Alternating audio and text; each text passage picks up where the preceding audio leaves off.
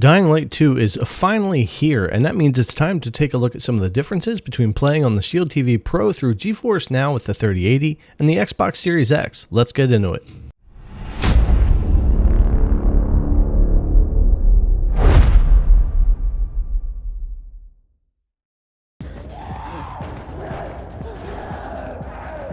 What's up, cloud gamers? Welcome back to the Cloud Gaming Extreme channel, your destination for all things cloud gaming. Dying Light 2 Stay Human has finally arrived, and that means it's time to take a look at performance on the GeForce Now 3080 through the Shield TV Pro, streaming 4K 60 with maxed out settings, versus our Xbox Series X running quality settings. And speaking of settings, before we jump into the comparison, let's go ahead and take a look at those right now.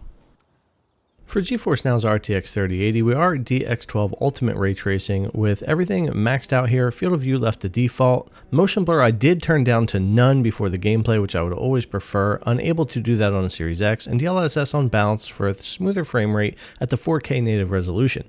Over on the Xbox, we are going to use the quality mode, which is in-game 1080p with ray tracing on, ambient occlusion, and that type of thing.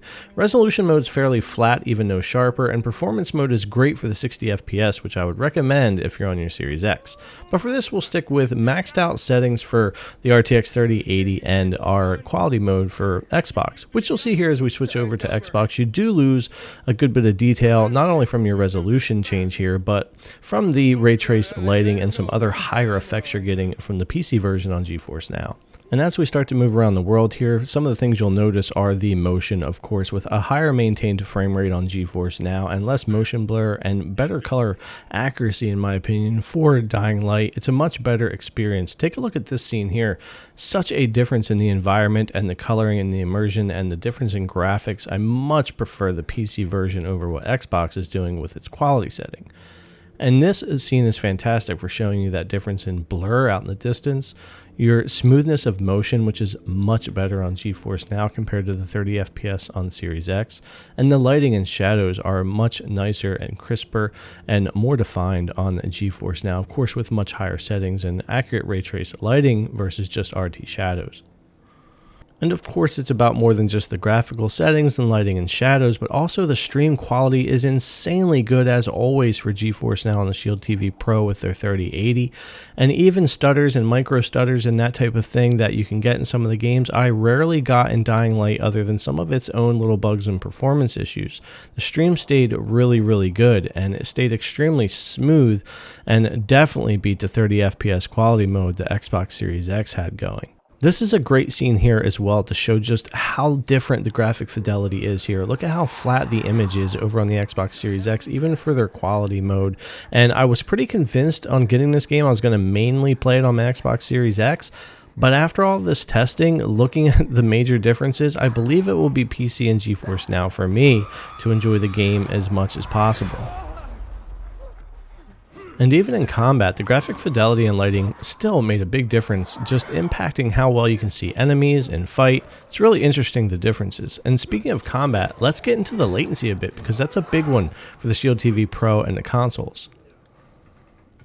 Now, this part was interesting for me because typically I would say the RTX 3080 on the Shield TV Pro either mimics or beats my Xbox Series X here for input latency. But with Dying Light 2, this really just wasn't the case for me. Even at 30 FPS and reduced image quality, the Xbox Series X was a little bit snappier and offered me slightly better input latency. I went back and forth quite a bit trying these out just to make sure that that's how it felt to me. And on the Shield TV Pro, on GeForce Now, it just felt a little bit weightier, a little bit heavier on the controls, which usually isn't the case.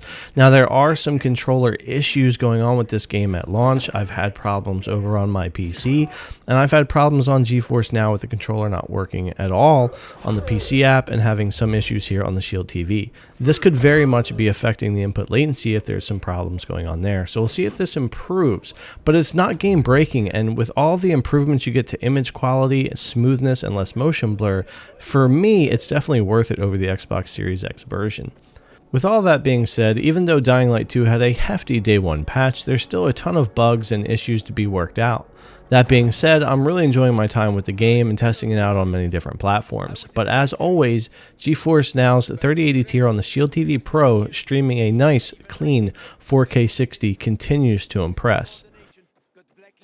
As a PC gamer, I continue to appreciate what GeForce Now offers with its RTX 3080 tier, whether it be on the PC or Mac at 120 FPS or on my Shield TV Pro at 4K 60. It continues to be impressive, and I'm looking forward to diving into Dying Light 2 more, and I highly recommend checking it out on GeForce Now if you haven't already. Thanks a lot for coming to check out the video as always, guys. If you haven't already, give a like, subscribe, and ring that bell, and leave us your comment down below. Thanks a lot for coming to watch, and we'll see you in the next one.